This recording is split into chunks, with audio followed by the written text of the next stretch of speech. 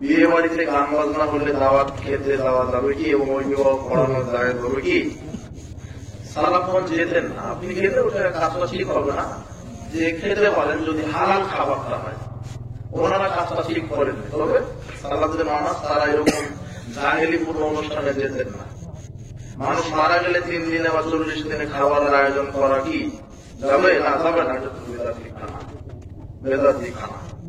মানুষ মারা গেলে, পিতা মাতা মারা গেলে ছেলেদের সন্তানদের 3টা কাজ: 1, বেশি বেশি দোয়া করবে আল্লাহর কাছে; 2 নম্বর সাদকায়ে জারিয়া, সাদকায়ে জারিয়া প্রবাহমান। শুধু মানুষকে খাওয়াবে, এটা সালাতের সাহাবী থেকে কোনো দলিল প্রমাণ নেই, রাসূল সাল্লাল্লাহু আলাইহি ওয়াসাল্লাম থেকে কোনো দলিল প্রমাণ নেই যে 40 দিনে খাওয়াইয়ে দাও।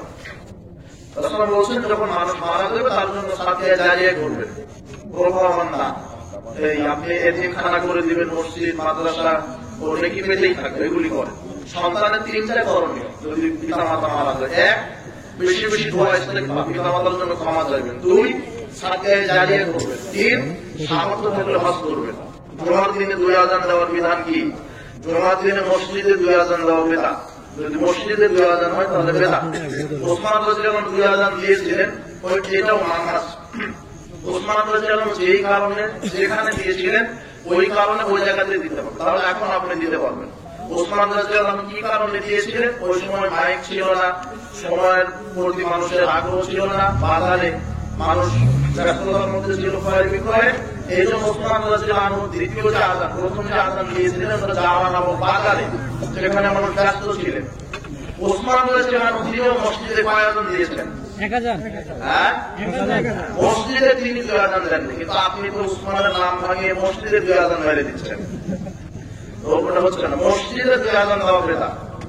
ওসমান রাদিয়াল্লাহু আনহুর কারণ এবং স্থান যদি হয় এখনো, তাহলে সুন্নাত আপনি ওইভাবে দেন। কথা কি বুঝেছেন? মসজিদে 2 আযান চলবে না। মসজিদের মাইকে মৃত্যুর সংবাদ ও সরকারি ঘোষণা প্রচার করা যাবে কি না? এগুলি ঘোষণা করা চলবে না মসজিদের মাইকে। গ্রামের লোকজন দেরাজে সুদী ব্যাংক কিংবা এনজিও থেকে লোন নেই নিজের আর্থিক উন্নতির আশা, এই ব্যাপারে ইসলাম কি বলে? হারাম, হারাম এগুলা। সুদী লোন, এই ব্যাংকের যে লোনটা এটা সুদ, এটা হারাম।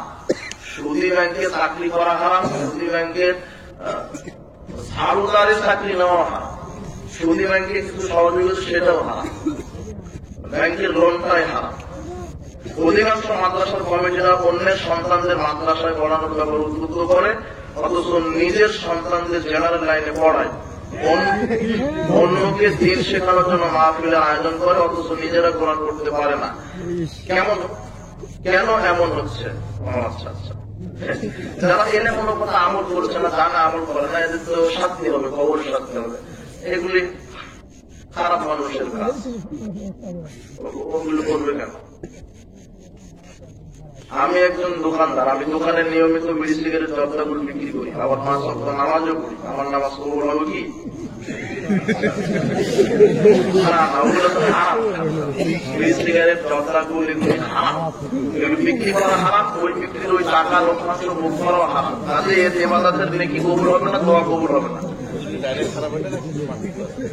ডাইরেক্ট হারাম। জানিয়ে নেওয়া দরকার নাকি? অবশ্যই।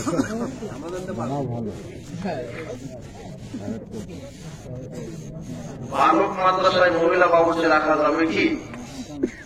যদি ফিতনার আশঙ্কা না থাকে, ব্যাপক পর্দার মানে কোনো ফিতনাই নাই, ও মহিলারা পাক করে দিবে, ও কোনো ফিতনাই নাই, তাহলে সমস্যা নাই, এতে কোনো সমস্যা নাই।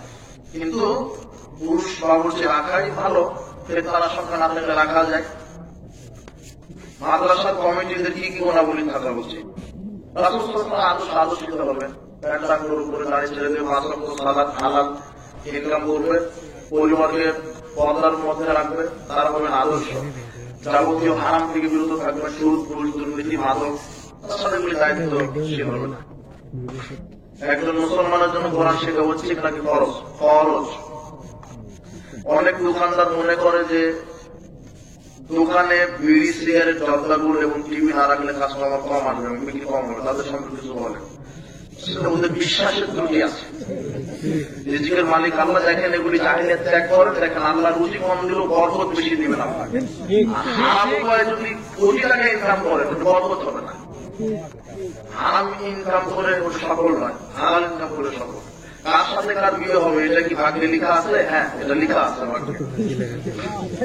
যারা নিজেদের দুষ্কৃতি গোপন রেখে অন্যের নামে সমালোচনা বা গীবত চর্চা করে তাদের পরিণাম কি?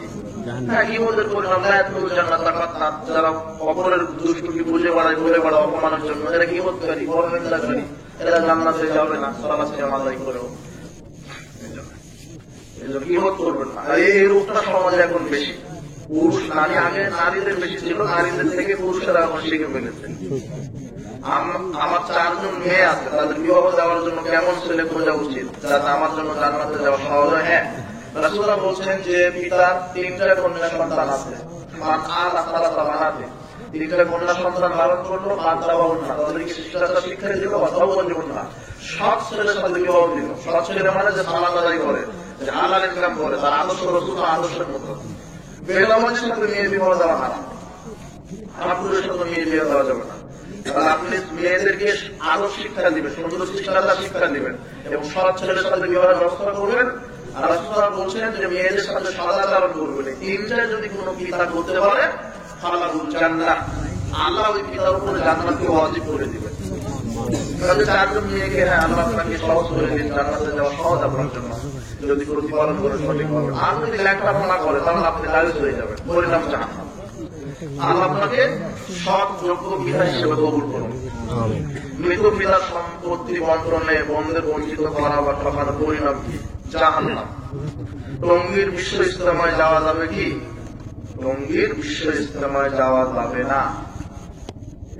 ব্যাখ্যার অনেক বেদাতি হয়। ওদের আকীদা আল্লাহ নিরাকার, ওদের আকীদা নবী নূরের তৈরি, ওদের আকীদা আল্লাহ গায়েব জানে। হ্যাঁ, এগুলো শিরকি আকীদা। ওদের আকীদা আল্লাহ সর্বত্র বিরাজমান, শিরক আকীদা। ওখানে বেদাত হয় বিশ্ব কি আখেরি মোনাজাত নাকি? আখেরি বেদাত নাকি? আর বিশ্ব ইজতেমা কথা তো ঠিক না। বিশ্ব ইজতেমা অনুষ্ঠিত আরাফার মাঠে। কোথায়? তোমার বেদাতি হুজুর বক্তব্য দিয়ে বলছে যে কাবা ঘরে 1 রাকাত সালাত আদায় করলে 1 লক্ষ গুণ নেকি, আর টঙ্গীর মাঠে 1 রাকাত আদায় করলে 49 কোটি গুণ নেকি। লিখা আছে দাওয়াতের তাবলীগ একটা বই আছে, 85 পৃষ্ঠা খুলে। তাবলীগ জামাতের আকীদা, তাবলীগ করা ফরজ, সেটা কোরআন এবং হাদিসে, এই মানুষের তৈরি করা কিতাব না, ভুল বুঝবেন না। কিন্তু এরা যে তাবলীগ করে এটা কোরআন হাদিস না, মানুষের তৈরি করা, যার যদি বক্তব্য নেই। হ্যাঁ, হাজার আমলে লেখা আছে, কত কি লেখা আছে দেখবেন আপনি। হাজার হজ অধ্যায় 458 পৃষ্ঠাতে বলছে যে রাসূল সাল্লাল্লাহু আলাইহি ওয়াসাল্লাম একজনকে বললেন যে তুমি আমার এই মরা রক্তটা মুছে দিয়ে আসো। তো গোপনে গিয়ে ওই আড়ালে গিয়ে মরা রক্ত খেয়ে ফেলেছে। রাসূল বলছেন আচ্ছা, যার পেটে আমার রক্ত শরীরের প্রবেশ করেছে তার উপরে জান্নাত আল্লাহ হারাম করেছেন। হাজার আমলের লেখক তো জাকারিয়া সাহেব, উনি আবার লিখছেন নিচে যে রাসূল সাল্লাল্লাহু আলাইহি ওয়াসাল্লাম রক্ত খাওয়া যায়, কাজে রাসূলের পেশাব পায়খানা খাওয়া যায়। হাজার আমলে লেখা। এই সুযোগটা তোমার পীর সাহেব নিয়ে ফেলেছে। পীর সাহেব নিয়ে বলছে যে আমার পেশাব পায়খানা যে খাবে পেটে এমনিতে বাচ্চা চলে। এগুলি ভাগ্য আকীদা। একজন মানুষ শয়তানের ধোঁকায় আছে, বুঝবো কি হবে? শয়তানি কাজ দেখেই বুঝবেন।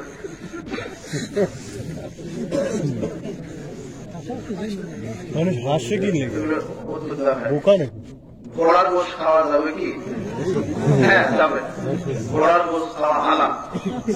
রাসূল সাল্লাল্লাহু আলাইহি ওয়াসাল্লাম বলছেন যে তোমরা গাধা আমি হারাম করে দিলাম, ঘোড়ার গোশ তোমরা খাও। আসিয়া রাদিয়াল্লাহু আনহা বলছেন নাহারনা ফারাসাম, আমরা রাসূল সাল্লাল্লাহু আলাইহি ওয়াসাল্লাম যদি ঘোড়া জবাই করতাম পাকালনা এবং ঘোড়ার গোশ খেতাম। সহিহ বুখারী 5520, 21, 22, 23, 24, 25 হাদিসগুলো হুজুরকে দেখতে বলবেন। ঘোড়ার গোশ খাওয়া হালাল, সমস্যা নেই। বারাকাল্লাহু ফিক, জাযাকুমুল্লাহ খায়র। আসসালামু আলাইকুম ওয়া রাহমাতুল্লাহি ওয়া বারাকাতুহু।